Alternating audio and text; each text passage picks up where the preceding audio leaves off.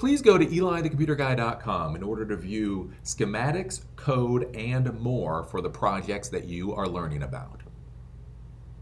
Welcome back. So in this video, I want to talk about Linux forks, distributions, and versions, and why it's important to understand these concepts. One of the most frustrating things to see with a noob is when they get so dispirited because they'll spend an entire weekend or an entire week learning something like Ubuntu using a desktop shell, and they'll feel excited and they'll feel great. They'll be like, I know Linux. And see, all they'll tell you is that they know Linux. And so you go, okay, great. Can you set up a CentOS FTP server for me? And then they go over and they've got a little blinking command line. And then they start typing things into the command line and things don't work at all. Or if they do work, they don't work how they should. And then they get all sad because they thought they knew Linux. And obviously they don't understand Linux and they're a fraud. So they should just give up and go be a florist. And what I want to tell you is no.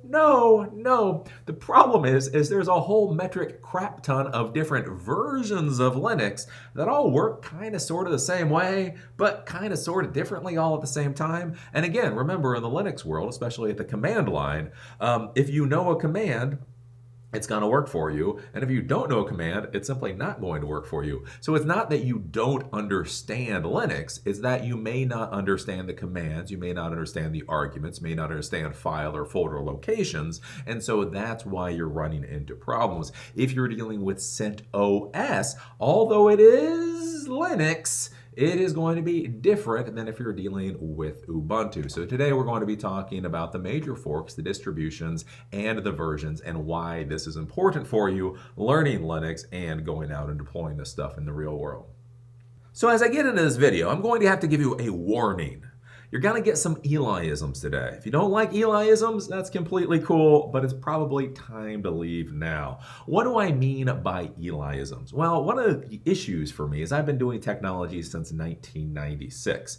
And one of the things that happens over time is certain words, certain verbiage change their meanings, or there's new words and such that come out. And so one of the issues that I can run into is the way that I learned things in the past simply is not explained the same way anymore. And so one of the ways that I construct all of this stuff in my brain is by using these old lessons, right? I kept the lessons that were good, obviously got rid of the lessons that are bad, and now that I'm trying to teach you things, you can run into some issues where the words that I use may not be what everybody else is using because, again, things have simply changed over time. So when I'm talking about things such as forks today, one of the curious things that I found is when I was just doing a little bit of research, making sure I was trying to say things all perfectly, apparently people aren't talking about major forks anymore. So if you go back 15 years when I was learning about Linux, people talked about the forks. So you had forks, distributions, and obviously versions. And now when I've gone back to just take a look, make sure I dot my I's and cross my T's, it doesn't appear that people are really talking about forks anymore. And so when I talk about forks today, just realize this might be a little bit of an Eli'ism. I think it makes sense, and again, it's a good way of thinking about things, but when you go do your own research, you might not want to use me as a footnote in your college paper. I'm just going to put it to you that way. So what am I going to be talking about when I talk about forks? I would argue forks is the lowest level separation that we should be thinking about whenever we're dealing with the Linux environment or the world of Linux, or more importantly, GNU Linux. GNU Linux.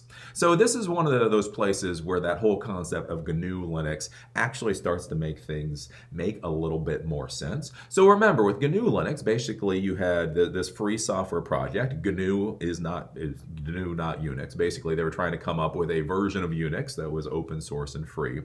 And they came up with a whole bunch of different software packages, and then they married that to the Linux kernel. So Linux, theoretically, is simply the kernel that was put into the GNU project.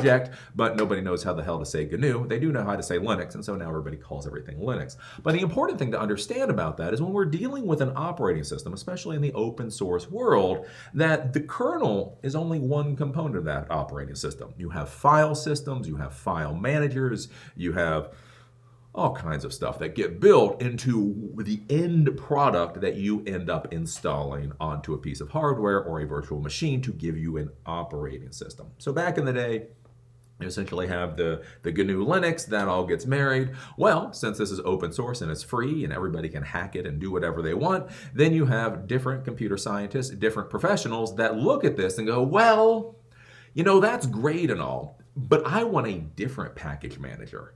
Oh, that's good and all, but no, I prefer something else over here. And so what you start getting is the first great schisms in the Linux community, where it's going to shock you. In the 90s, you get a bunch of snotty, snarky, egotistical geeks all arguing about the best package managers and file systems and everything else. And so with this, what happens is you get the major forks of the GNU Linux operating system. And so you get things like Debian, you get the Red Hat world. And what I think about with forks is when you're interacting with a fork, the lowest level component of the operating system that you're normally going to deal with, this is where things act differently. So if you're going to be installing things from a repository using Debian distributions, so Debian distributions are things like Ubuntu or Kali or Tails, you're going to use the apt-get command. If you're going to be in the Red Hat fork, so Red Hat, Fedora, CentOS, you would use the yum command.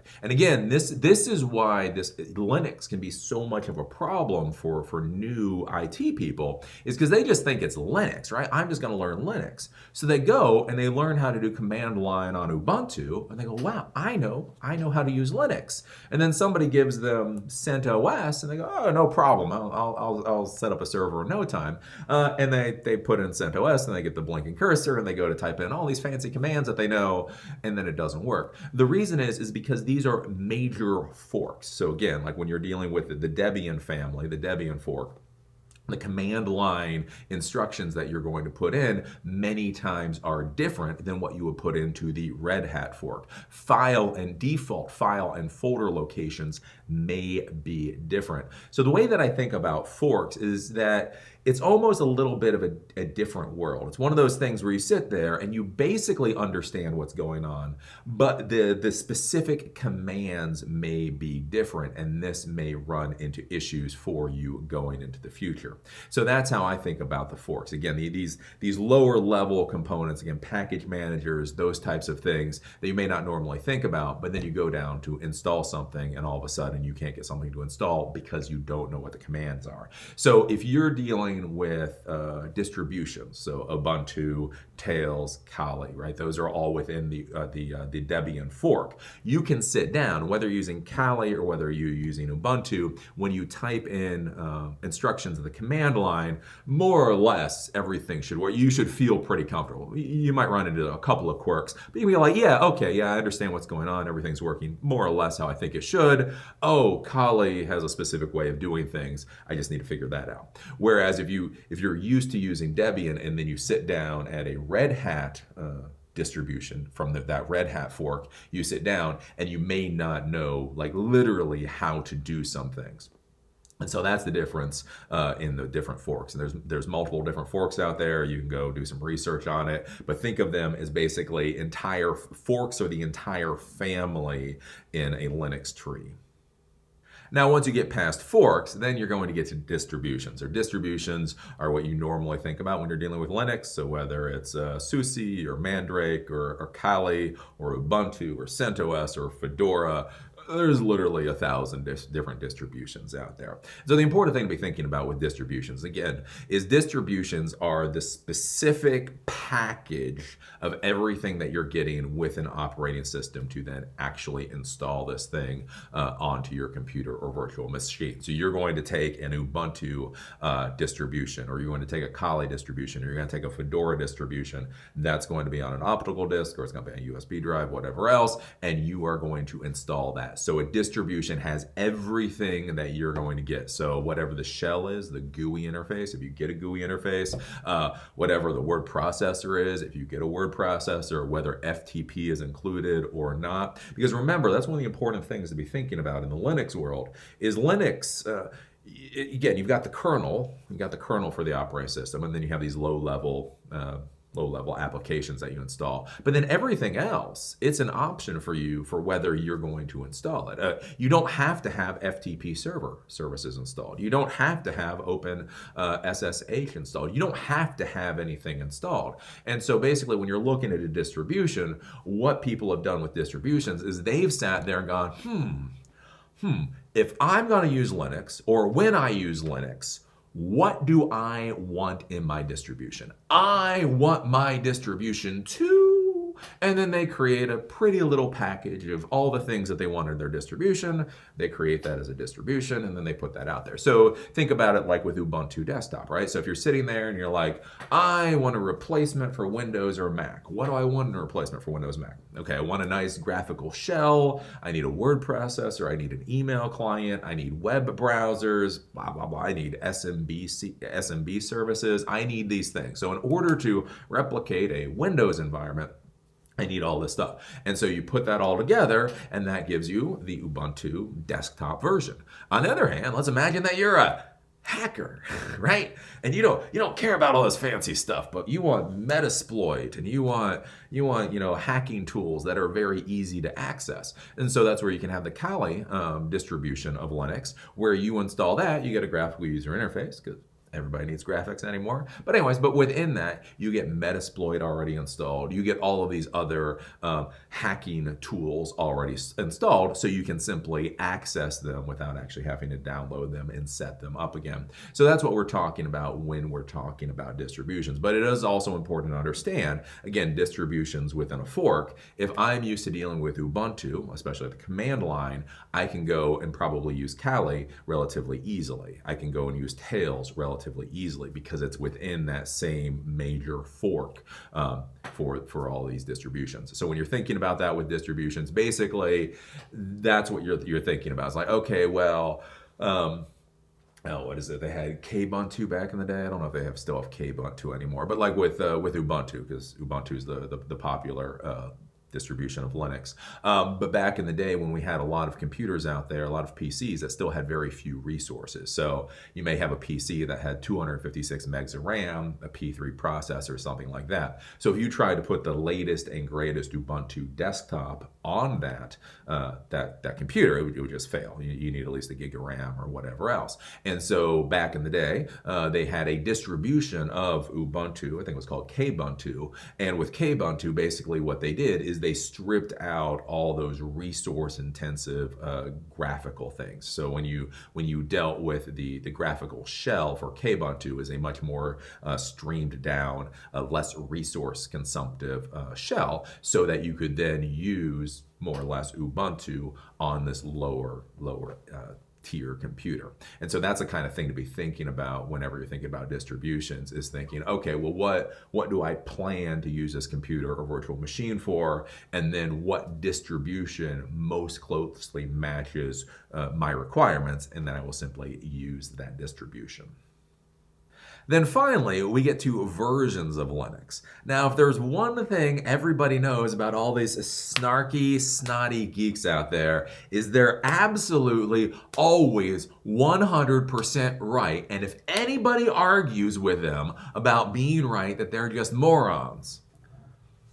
All the way up into the point they realize that they were probably wrong and should have done something else different. And so that's when you get a new version that comes out. So when you're looking at these different versions, so whether you're dealing with Fedora or Red Hat or Ubuntu, there are going to be lots of different versions of the operating system, as the maintainers of that distribution have decided what they think is better or worse for their operating system overall. One of the big glaring ways this happened was with the disaster of Ubuntu deciding to go with a Unity as their default shell. So Ubuntu had this great idea. They had a great idea back in 2010. I still remember it being at CES and having them demonstrate their great idea. And it looked amazing. didn't pan out so well. But they had this idea of creating one operating system, like literally one operating system that would be able to be used on any type of user device. So whether it was a desktop, whether it was a laptop, whether it was a tablet, or whether it was a smartphone, you would literally be using the exact same operating system. And essentially, it was a responsive graphical user interface. So it was very, very touchy type graphical user interface. And the idea is, depending on the size of the screen, it would simply change itself based off of that. And then people could code applications and then have those applications, their output be based off of a responsive scheme, much like websites are now today. And so if you're looking at the application on a desktop, it would display one way. If you're looking at it on a smartphone, it would display the other way. But the important thing to understand here is it was one operating system, and the applications would simply be using the exact same code base across all of these different devices. They would just have a responsive scheme for being able to interact with them. And so they came out with what was called the Unity shell. And it sounded amazing. I was there at CES. They sold me. Unfortunately, Unity shell kind of sucked.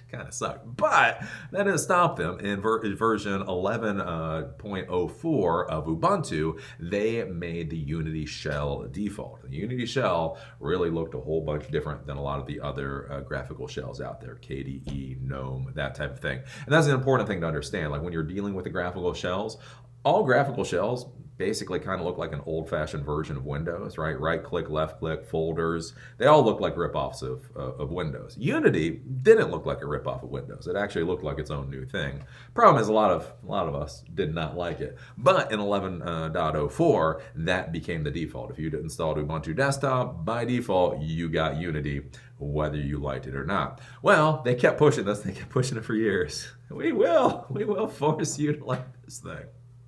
And then in version 18.04, they finally pulled Unity because people just really hated Unity with a passion. A lot of us really hated Unity with a passion. And so this is something important to understand about when we're dealing with these Linux versions, is that they can actually have major changes between the versions, and you do have to pay attention, because if you're not paying attention, you might get dumped with a Unity desktop when you're not expecting it. So a lot of times when you're dealing with versions, as far as Linux is concerned, a lot of the different versions, you have the main numbers and then the side numbers. Most of the time, it's not going to be things a lot of people pay attention to. Again, it's going to be updates, security fixes, patches, maybe adding a few things in. It's not it generally doesn't break what you've already been using. So if you're going to upgrade, or if you're just going to install a new operating system, you just figure out what the latest version is and slap it in. But just to be clear, in some circumstances, especially if you have specific needs, if you have specific requirements, it is a good idea to check and make sure that the new version of the distribution that you're going to use actually does exactly what you think it should. Because what you might find out is, because with Linux, you may be running Linux for years. So you may have a Linux server, at this point, maybe Linux, Ubuntu 14 or something. So you're using Ubuntu 14. You've been using it for years. You haven't updated it. You haven't really thought about it because it's doing what it needs. And so again, you feel like, I know Ubuntu. I've been using Ubuntu, obviously, for years, so I'm not worried about it. You do an upgrade, or you slap 18.04 or whatever the latest version of Ubuntu is onto a server, and you may run into issues because it doesn't do what you think it should. It is also important to remember that with versions 2, is that if you're going to be deploying servers into an infrastructure that may be using legacy software. So you may have software, maybe possibly proprietary software, or software that you purchased that will only run on specific versions of operating systems. So again, this is one of those things where I get a little nervous when people talk about security. So a lot of security professionals, and there's this idea, well, you always run the latest. You run into problems in the real world where sometimes you can't run the latest, right? For whatever stupid reason, the code you have will only run on a specific version of a distribution, or it simply won't run past a certain version. And so you're stuck with whatever you're stuck with. So this is one thing to think about. The final thing that you can think about with the different versions of these distributions is it's not as important nowadays. We've had powerful desktop computers for a long time now, probably for about the past 10 years. Any desktop computer you purchase in the past 10 years, you can easily upgrade to 4 gigs of RAM, shove a solid state drive in there, and you're fine.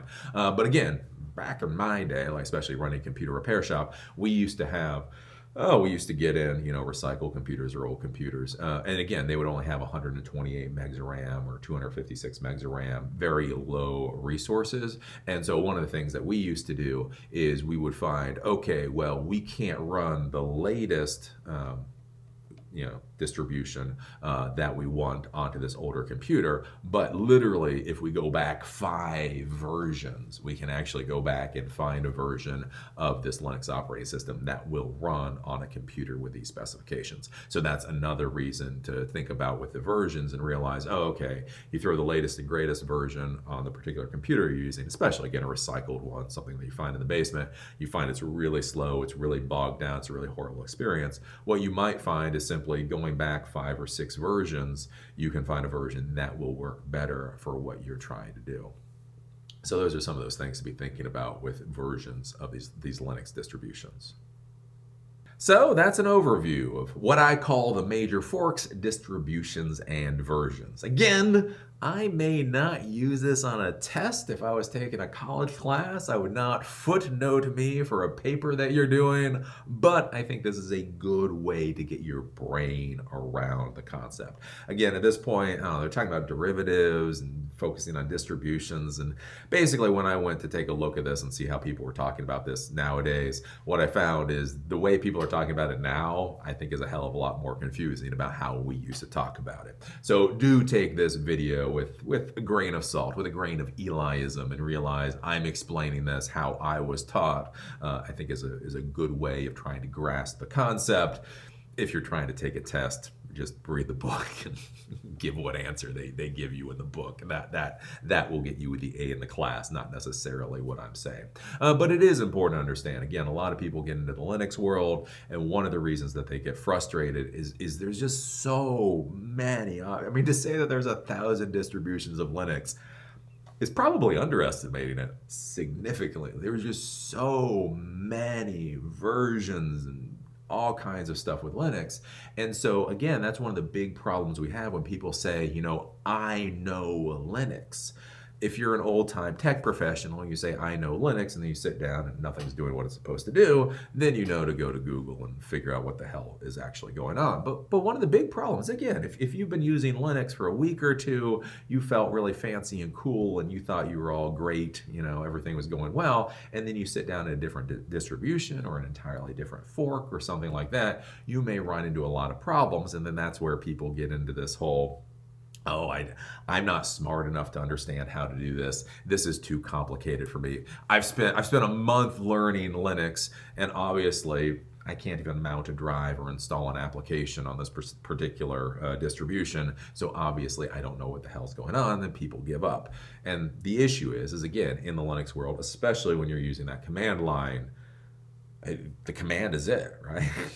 You type in the command, you type in the arguments, you type the file or folder location, and if all of that is correct, winner, winner, chicken dinner, you're fine. But if any of that is incorrect, it's gonna fail. And that's not because you're stupid, it's just maybe in that particular distribution, they dump some configuration file in a place that you don't realize. And so you're trying to reference a configuration file that is, somewhere else. So that's where I just see with a lot of new people out there, they get really frustrated, they give up, just because they don't realize just what a convoluted mess Linux really can be at the end of the day. So with that, as always, I enjoy doing this video. I look forward to seeing you at the next one.